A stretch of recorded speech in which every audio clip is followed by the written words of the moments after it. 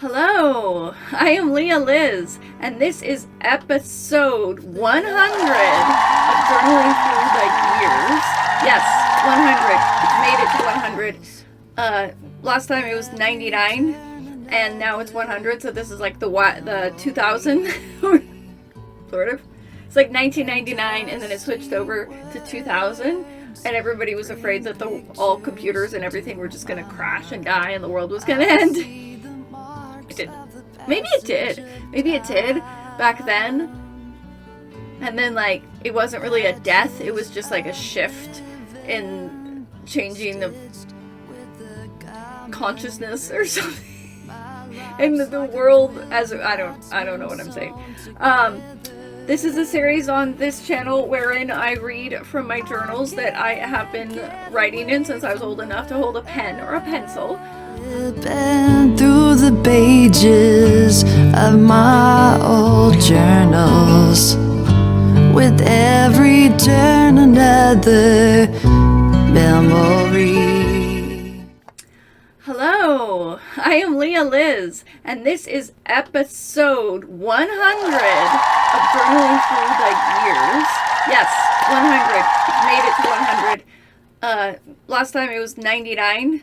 And now it's 100, so this is like the 2000, sort of. It's like 1999, and then it switched over to 2000, and everybody was afraid that all computers and everything were just going to crash and die, and the world was going to end. It didn't. Maybe it did. Maybe it did back then. And then, like, it wasn't really a death. It was just like a shift in changing the consciousness or something. And the world as I don't know what I'm saying. This is a series on this channel wherein I read from my journals that I have been writing in since I was old enough to hold a pen or a pencil. Sorry I haven't recorded in a while. My microphone broke, and so I had to order a new one, and I had to wait till it came in because my microphone on my computer isn't very good. So check out the merch online, and by the way, I'm actually wearing one of them right now, so you go. But yeah, so check out the merch. It's all on the bonfire. The link is below. The links are below. Jesus Loves Queer is the fundraiser for the Trevor Project, and also highlights the upcoming film I Am Fine, which hopefully I'm hoping to have a premiere locally in September. That's the plan. What else? And then Recovery Equals Sexy is for NAMI Southern Oregon. So proceeds go, like 50% of the proceeds go to those places. And then the others are just fun stuff. So yeah. So let's get into it. So this is a short one that I'm going to read, and it's a little prose. I'm going to read it, and then let's see what comes up. Sometimes I think I am not all here, that I have really been a part, okay, let me start that again. Sometimes I think I am not all here, that I have not really been a part of this life. I feel like the observer of my own life. Yet here I am, wrapped up in the middle. Tears of heartbreak, tears of frustration. There's no date on this, but like we were saying, this is junior year, at least the beginning of it. And it was after, sophomore year when the Princess Bride boyfriend broke up with me and then dated my so-called best friend. And she never, apologized or admitted anything that was wrong. I had my first, unaliving depression mental health breakdown was that time. And then my bad A, who ran away, best friend, had run away with her boyfriend. And update on that. April 23rd of this year, I found out that Bad A passed away.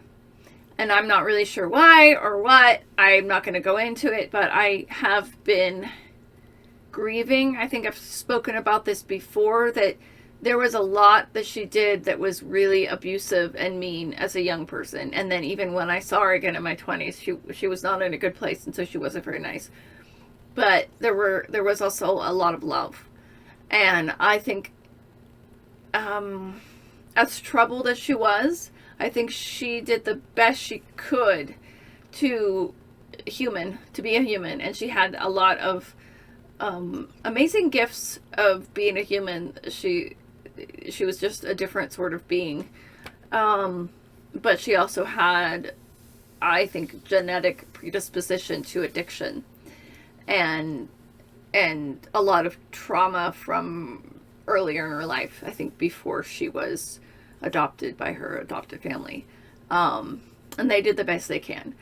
And so now, looking at it now, I have a lot of peace, and I'm grateful for her presence in my life. And I'm also grateful for, when I made the post that she had died, that a lot of people, including my own mom, kind of reached out to me, and that they remembered that for, 2 years of my young life, like, I was always linked to her, even if it was 2 years of my young life, my adolescent life, and then kind of we split up because of her own craziness, and I went into got better friends and what have you. Her influence, our connection never died. The other positive that came from that is that her boyfriend from that time period, or ex-boyfriend, I found him, and we have communication with each other. We've talked on the phone, we've texted, and so that's good. I really enjoy reconnecting with people from my past, whether it's kind of like minuscule influence, or like more impactful. It's very healing, as is sharing these kind of things. So that's why I do it. It's healing for me, and I hope that when people are watching, they're getting something from it as well. So let's go over this again. Sometimes I think that I am not all here, that I have not really been a part of this life. So I think that I just wasn't seeing an actual therapist. I was seeing a psychiatrist who gave me meds, and I would go in to visit with him like once a week, and I would just sit there, and then I had nothing to say because I didn't feel comfortable. And I remember telling my friends, like, I see this psychiatrist, and like, I don't feel comfortable. He was an older man, and like, I think my dad's age or older, and it was just really, I had nothing to say. And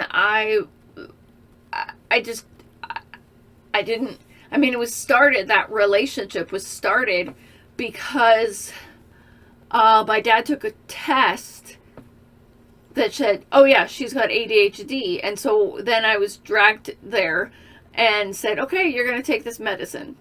So I think the relationship was started on this weird, like, I didn't sign up for this note, I didn't have a say in this, and now I have to take this medicine. And then what's really interesting is that Bad A got her own diagnosis and started taking the Ritalin. And that's what preceded the addiction for her. Or like, that led to the addiction into even worse things. That's a tangent, and I don't really blame my dad or anyone for that. That was just her choice and her life, but I just found that interesting.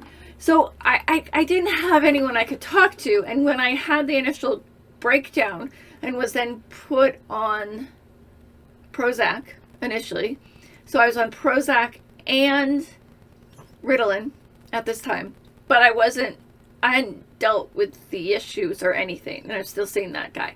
So even though I was better, I was still feeling this grief, and I know that the Princess Bride boyfriend would still call me like well into the fall, even after he and the other one had broken up, or even when they were together. I think every once in a while he'd call me when horny.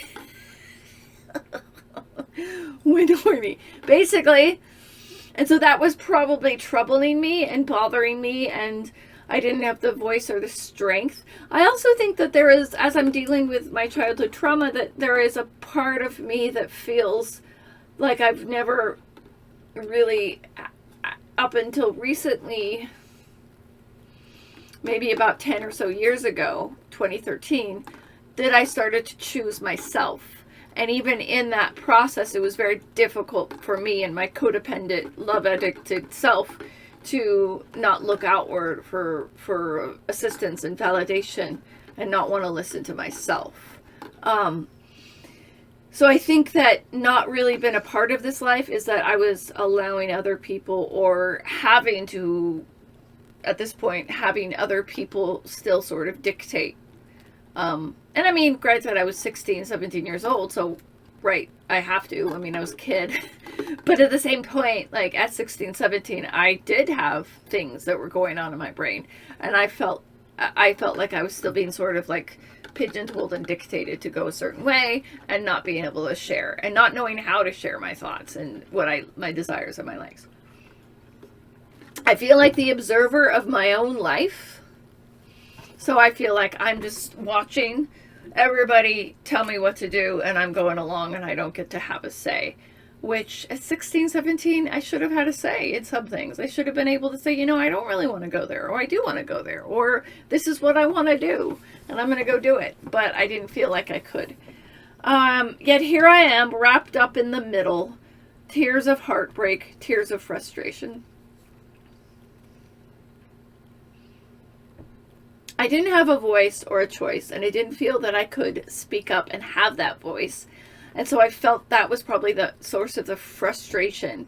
And then also, yet, when I would do something, I was responsible for it, even though I didn't really feel like I had the choice or the voice to make my own decisions or the strength to do that.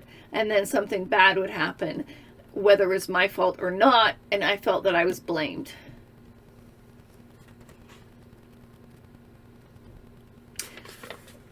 And with that, I want to tell you that you do have a choice, that you do have a voice, and that you have the ability to sit back and listen to yourself, and you not only have the ability, but you have the right. We all have that right to be heard and make our own decisions and listen to our own voice and listen to what we want in life, because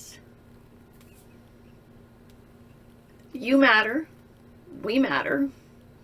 Your life matters. Our life matters. You are loved. And you are worthy of love. We are loved. And we are worthy of love. And always remember to love your thrive and find your sunshine. Bye.